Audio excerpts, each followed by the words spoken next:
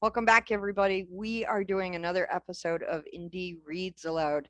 Today, I have met an extremely interesting author. We've been talking for a little while already, so I think you're going to find this man tremendously interesting, and his story is fantastic. This is Edward L. Conley, and he is going to share just an amazing book with us today. This book is called Promote the Dog Sitter and Other Principles for Leading During Disasters. Welcome, Ed. I'm so glad you're here with us today. Oh, Diana, thank you for having me. Wonderful to be here. This is so much fun. We've already kind of gotten to know each other a little bit, and that's always fun for me. But before we start, I want to make sure that our listeners understand that there is a listener advisory for today's reading.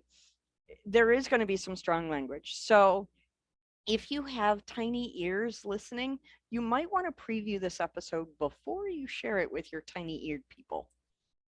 So, Edward Conley served nearly 3 decades with FEMA, passionately leading teams around the globe in response to some of history's most significant disasters. During his career, Ed has also managed national incidents and international emergencies with the Coast Guard, Secret Service, Centers for Disease Control, and the Department of State. Appointed as a U.S. liaison representative with NATO, Ed traveled throughout Europe on emergency preparedness assignments. Before joining FEMA, he spent 7 winters on the National Ski Patrol. He also served as an instructor with the Center for Domestic Preparedness and the National Emergency Training Center. Ed now resides in Seattle, Washington, where he's loving the North Pacific life. I am so glad you're here today. I haven't read your book yet, but I'm really interested in hearing the excerpt you're going to read. But I suspect you've probably got another 5 or 6 books in you with all of this life experience. Oh, thank you, Diana. Yeah, and you've written 12 books, so you know the process, but boy, editing this book was so tough for me because I took out about 80% of what I had written. So I have a lot more stories, and then I hope one day I can write another book or two and share more stories. Absolutely. I would encourage you to do that. So today's book is Promote the Dog Sitter and Other Principles for Leading During Disasters. This is nonfiction memoir, which I just think this is a really neat topic because there are not a lot of books out there that talk about these kinds of experiences. So I'm super excited to hear your story. And you know what? Rather than me read the synopsis, can you tell me a little bit of the backstory about how this book came into being? Sure. So as you mentioned, I worked nearly 3 decades in disaster response, mostly with FEMA. And when I left the agency in 2016, I decided to write a book. And what I was really interested in, Diana, was trying to capture the core principles that I'd seen over and over again, working in everything from school shootings to terrorism events to hurricanes to floods to tornadoes to wildland fires. And it just seemed to me that while the emergency management crisis response community has excellent doctrine and plans and procedures and protocols, frameworks that they use, there's something more that I thought it was important to talk about, and that was a core set of principles, a foundational set of beliefs that leaders that we admire use when they have to make difficult decisions. Mm-hmm. And so I wanted to write a book focusing on that. I didn't want to, write a how-to guide, how to handle a tornado. I wanted to capture the principles that leaders use when they're faced with a dilemma, when they're faced with a challenge, when they know there's no perfect decision, but they need to make some decision. Right. And so that's what my book is about. Yeah, we were talking in the green room just before we started to record, and I think it's a wonderful thing that you're doing to sort of pull back the Wizard of Oz curtain a little bit, to let regular people like me kind of get an inside understanding of what it is you do, and where the priorities are and how difficult those priorities are to align in any given situation. I know as a first responder that that's an important thing, to be able to know where you're needed and how quickly you should act, and what are the tiny little minutia decisions you have to make. So as a first aider, I know that those are tough decisions, and I can only imagine. I know that you're going to talk today a bit, that you're going to read is about the overwhelming response of 9/11, and the number of tiny little decisions that had to be made in that, the scope of that disaster is mind blowing. So to give us a little bit of insight into, like I say, behind that curtain, I think is a really helpful thing, because it makes us more respectful of the job that you folks are doing. Yeah, it does. And I think it also, Diana, and I think it does. It helps build that trust between the public and disaster responders is critical to having a successful recovery. Right. And so I think it's an insider look at the role of a disaster responder and who these people are. and it's also, I think, shares lessons that I hope would be applicable to anyone who wants to know how to manage crisis or disaster, regardless of the size or the scope or what it is. Right. No, I think that's really important, because even in our normal everyday lives, things come up that may not be disasters on the scale of 9/11 or Hurricane Katrina. They may be car accidents, they may be kids falling off the jungle gym, but I think those same principles apply. Absolutely, they apply. And yeah, thank you for saying that, because that's an important lesson from the book. Yeah, I am really excited to hear you read. Okay. This is going to be so great. Great. So when you are ready, Ed, please take the microphone and read aloud. Okay, so Diana, I'm going to read the story that inspired the title of my book. And the title of the book, again, is Promote the Dog Sitter. So this is the Promote the Dog Sitter story, the signature story of the book. Perfect. Promote the Dog Sitter. Dwight D. Eisenhower said, "I have always found that plans are useless, but planning is indispensable. The goal of exercises is to test plans, not validate them. Do not be so rigid in your approach that you ignore new ideas and cling to old ones." The federal urban search and rescue teams never considered that we might need a full-time search dog media specialist for a 9/11 type event. It was never in the plan. They did, however, have a public affairs team taught to be innovative and adjust to emerging opportunities.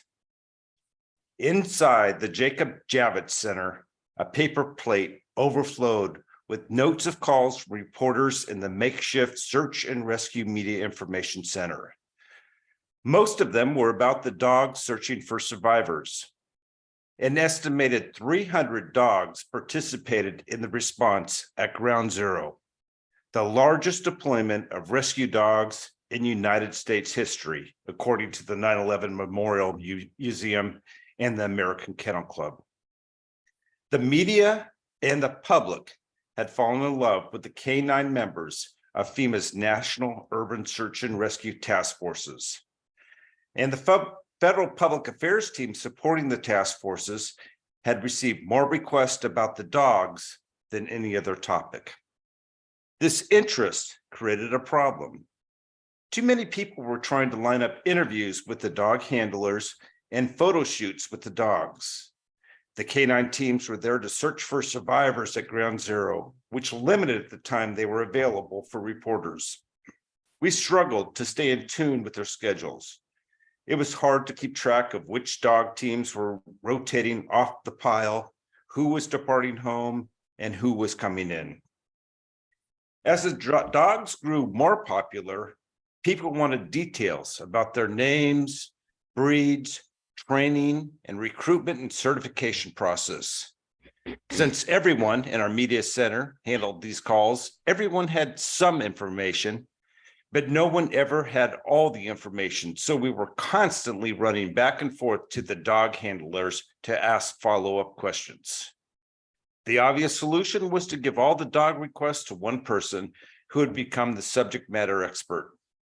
Now, nothing in the response rulebook said we could have a dedicated dog expert, but nothing in the response rulebook said we couldn't either.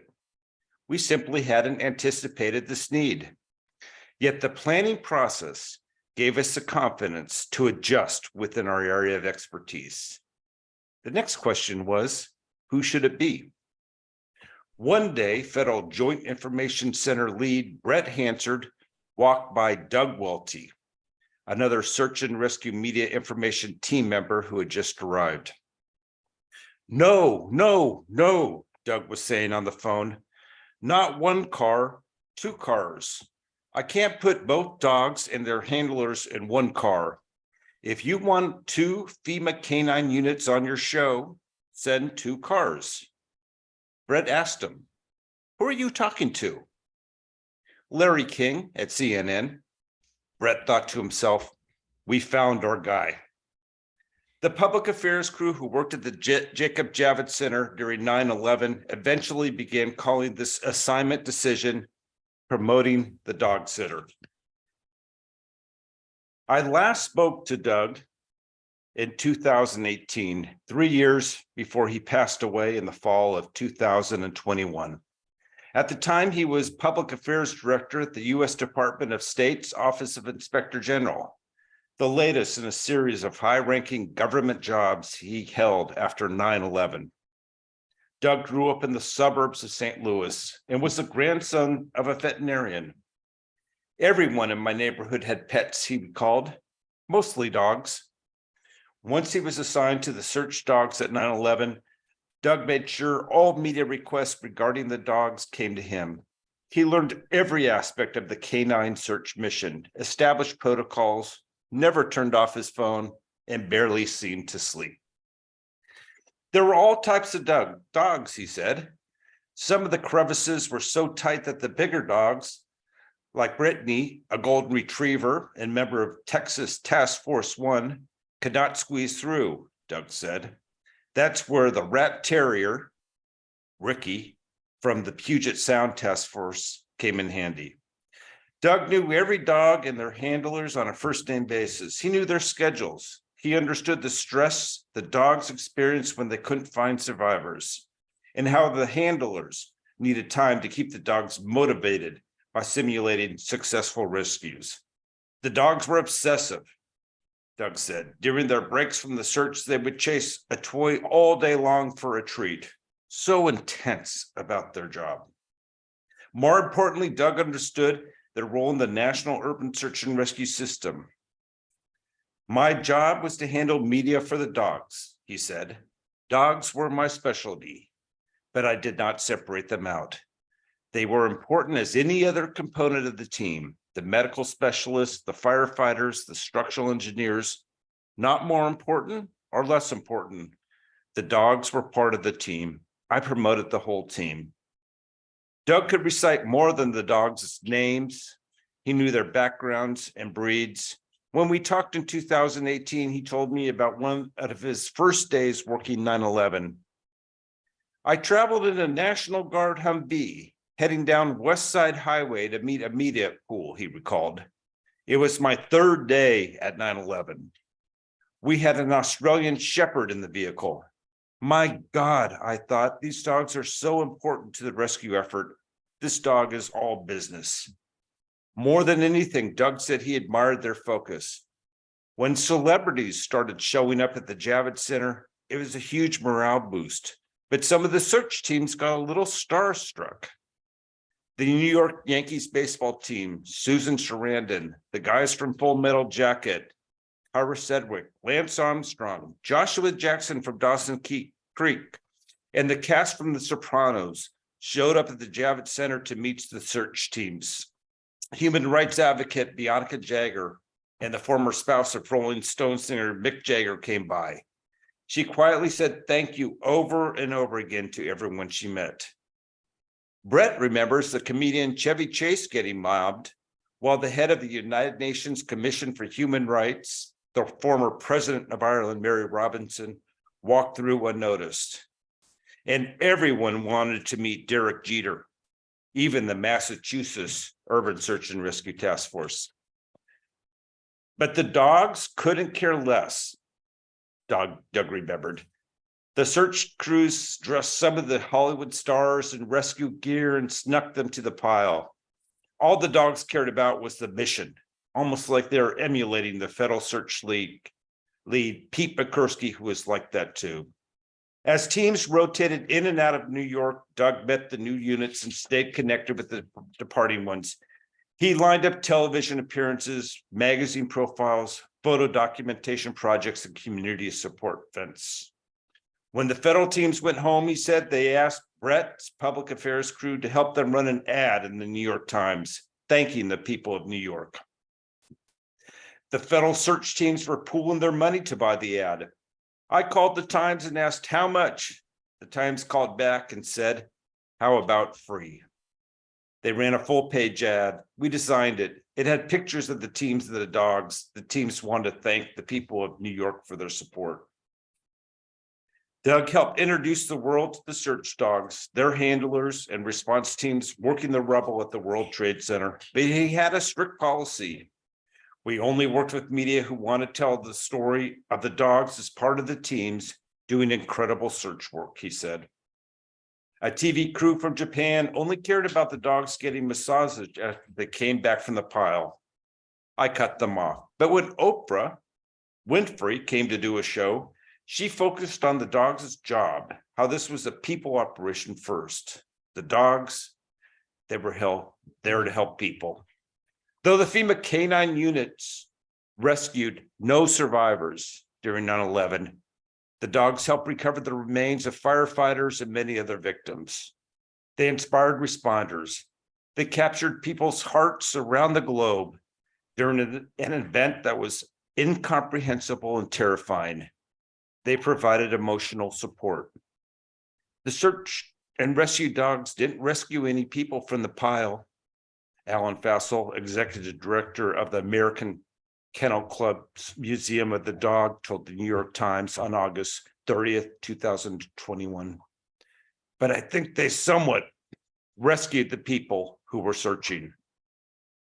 When you make a decision on a disaster, you never know how it might turn out. Doug turned out to be the right person at the right time for this unique assignment during a moment of history. Some people might say we got lucky. Yes, responders who adapt and have a foundation of crisis principles often get lucky. They also have a way of creating positive momentum that carries over to future events. Never underestimate your ability to make a far-reaching contribution during a disaster deployment. The next Doug Welty could be you.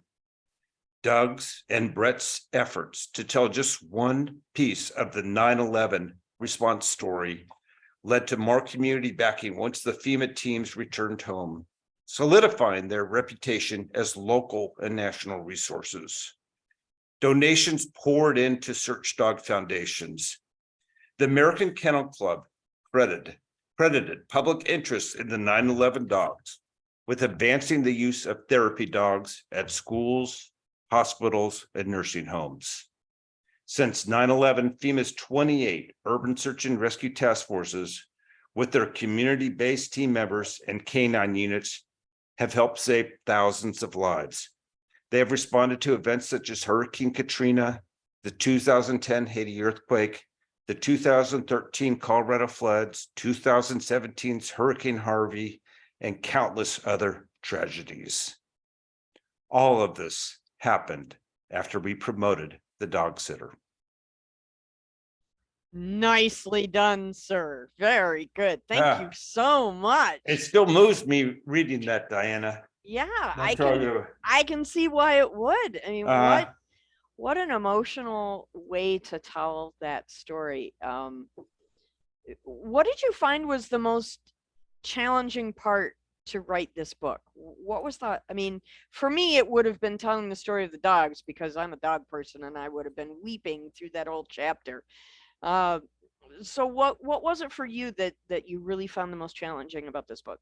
You know, I I I loved FEMA, and I have so many friends and colleagues in the organization. Uh, the agency gets criticized, and some of the criticism is fair. We're not perfect, and we do make mistakes. But I really wanted to. I felt I had an obligation to write a book that was honest and bold. At the same time, still respecting and honoring the organization that I worked with. So, I tried to hit that line pointing out things I thought we need to do better, pointing out mistakes, because I think those are valuable lessons. Sure. But at the same time, pointing out people and organizations and response efforts that I think worked well and why. So for me, it was to be fair and honest and candid, to be bold when I need to be bold, and to tell the truth as best I could. And so I just really tried to focus on that. And I worried about, making people mad or maybe ruining some old friendships and all that. And so that was tough for me, but it had, you've written 12 books, so my worst fears never came to fruition. I've gotten a lot of Sure compliments and notes of thanks and everything else, but that interesting. That's what I did. I had to work through. I don't say struggle, but that was a big thing that I had to work through. Well, the editorial process is difficult for any of us, no matter what our subject matter. You have to kill your darlings, they always say. Kill your right? darlings. And that's a really hard thing to do. So I'm excited to read your book. I'm so glad that you came on the program and offered us this opportunity to see inside a little bit. And I hope you'll come back when you write your next story. Oh, yeah, anytime, Diana. Thank you so much for having me. I really appreciate it. Thank you. Have a great day. You too.